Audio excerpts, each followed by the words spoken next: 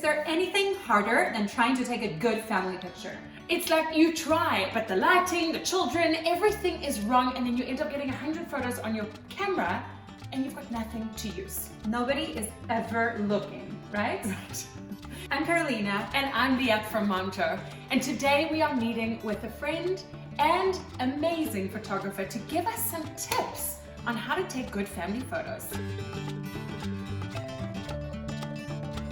If you are new to our community, remember to subscribe to our channel.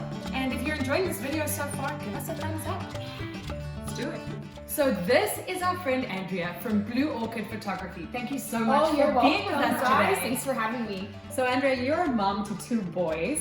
So as a professional photographer, how easy or hard is it for you to take family photos? I think it's actually harder. I literally only get, and I'm not even exaggerating, 5 minutes tops. So I have to work super fast, super sweaty, and take a million photos to get maybe like 2 or 3 good ones. So yeah, that's kind of how it goes. So we want to get all your tips today. Okay, I have some. Starting with tip number 1.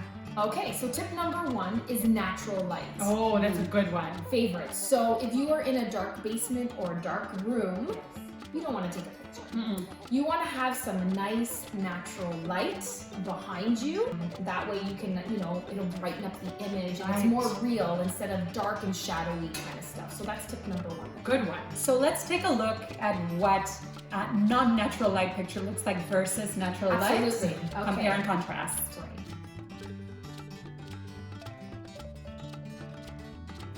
Okay, tip number 2. Give it to us. So this is now if you really want to take your photos to like the next level. So, not just like, hey, here's my family portrait. So what you want to do is think of negative space. What does that space mean? Yes. So I'm going to show you an example of what negative space is. But what you want to do is, if you have a portrait here, you want to have some empty space beside. Maybe there's a nice tree or a nice flower, something, landscape that you want to get. Don't always shoot straight on. Shoot your subject on the far left and leave some space beside. So gone are the days of potentially always being in the middle, right? Right? Out of your Old comfort school. zone. So you're going Take to it do to it the off center. Off center a little bit. That's a great tip.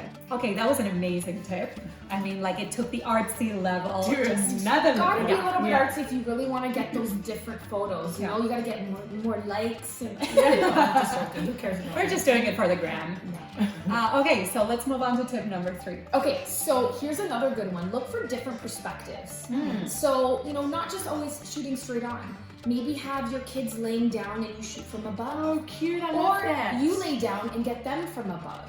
Stand on a ladder, stand on a chair, don't get hurt. Well, the good thing is that they're young enough that they don't get double chins just Right. yet. Yes. They do it from below. Yeah, maybe that's not such a good idea for us mamas, but for the kids, get it's a them great laying one. down, like really just try to go out of your comfort zone and do something crazy. Just don't get hurt. I've done it before, ladders and tubs and whatever, but you know what? That's where you're really gonna get a good shot. These are such good tips because it really gives you the confidence to be a little creative. And just with these little ideas. And guess what?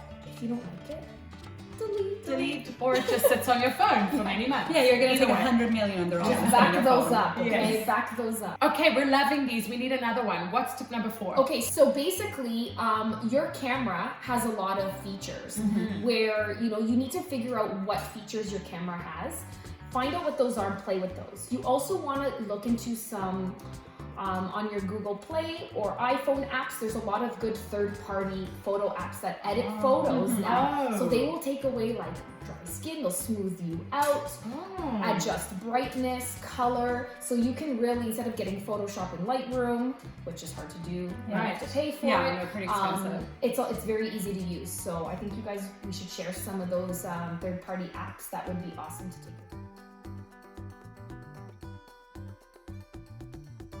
Tip number 5. Okay, so here's a really important one. You guys want to make sure that you have a good phone. So you can spend literally thousands of dollars and get this shiny new camera, and not know how to use it. Right. Because really, when you're taking with a professional camera, you do have to learn all the features. Right. And And you have to actually carry it with you when Oh, you go yes. out and about. yes, and it's not easy, especially with kids. So, take it from me. Invest in a good phone with high pixel number. Right.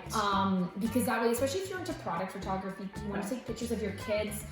You want that good quality photo. So that to me is really, really important. So Yeah, there's invest the money, get it. Yeah, there's like nothing worse than taking a picture of your child and like getting a golden shot and then realizing that it's all blurry. Yeah. Exactly. So that's another little That's so tip. true. Yeah. Try to keep your camera steady. If you move, you will get the blur. Tip number 6. Okay, so you guys want to always avoid the camera flash. Oh, like the plague. If you want to look like a ghost, Yeah. then turn it on. But anyways, no, honestly, in a real deal, Yeah. don't use that flash. It looks bad. There is a night option on your phone, so you can try that as well. Oh. Play around with it, but I would just avoid that altogether. Yeah. It just doesn't look good. It's not pleasing. It doesn't make us look good. It's No, not pleasing. no. It is not pleasing. So Being Well, honest. it washes you out, right? it does. With the night function, you actually have to stay very still too. Yes. Because otherwise it comes out blurry. I just don't use the night Yeah. function. Okay. It's So let's check out a picture with flash, guys. Ooh. Not good. Like a deer in headlights. Yes. And here's something with some beautiful light.